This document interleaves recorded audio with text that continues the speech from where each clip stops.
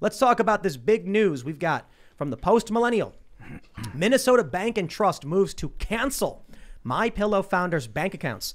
The accounts in question are Lindell Management, Lindell Outreach, Lindell Recovery Network, Lindell TV, Lindell Foundation, Lindell Publishing, Frank Speech, Michael Lindell Personal, and My Store. It's kind of crazy. They've gone after everything associated with this guy.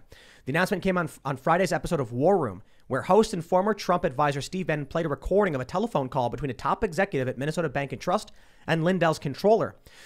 The executive stated during the call that the bank, a subsidiary of Heartland Financial, had concerns about being connected with someone who could be in the news. Quote, not that the FBI is even sniffing and looking, but what if somebody came and said, do you know what? We are going to subpoena all of his account records and this and that, and then all of a sudden we make the news. So it's more of a reputation risk. I'll just tell you this. Minnesota Bank and Trust, I would never go anywhere near. If you're running a business and your bank gets shut down because they're scared of bad PR, do not bank with these people. And it's not just that. You think it's just because Mike Lindell's a big famous guy? CNN's gone after regular people over memes. So yeah, if a bank is saying we don't want to be involved with someone in the news, well, we know these media companies are willing to go after regular people and little old ladies.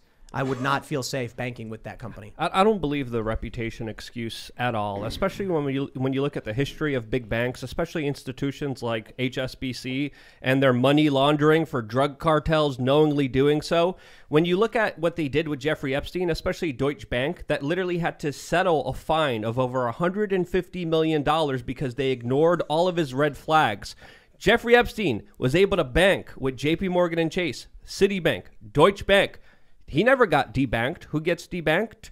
The MyPillow guy, and then people like Julian Assange that was debanked in 2010 politically when he was shut down by a Swiss bank. He was shut down by PayPal. He, of course, then went into Bitcoin and then had a 50,000% increase of his money and is estimated to have around $37 million because of that switch from Bitcoin. So again, this political debanking is nothing new. The big banks are, of course, tied into big government, the intelligence agencies, and I think this is another lesson showing that, yes, they all work together in many extensive ways, which is absolutely troubling because it's becoming more and more political by the day. I think this is a big red flag for centralized banking in general. You see the amount of control that I think is desired from this. Like, if you want to buck the system and all the money is controlled by one person, then you don't get to have any money anymore and live in this world with no money. That's not how this world works.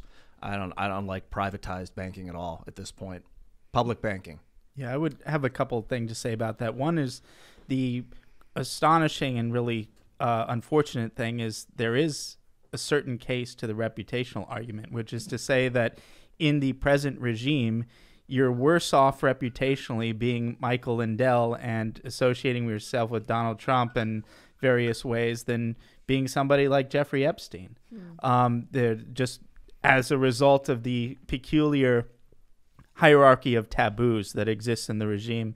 And secondly, I think it really speaks to this point that anyone in Lindell's position who speaks out against the regime in various ways, debanking is what the United States government does to adversary governments. It is the domestic recapitulation of economic sanctions. And so it needs to be understood, I think, broadly in this context of the government and its associated institutions wielding its power domestically against American citizens for political purposes.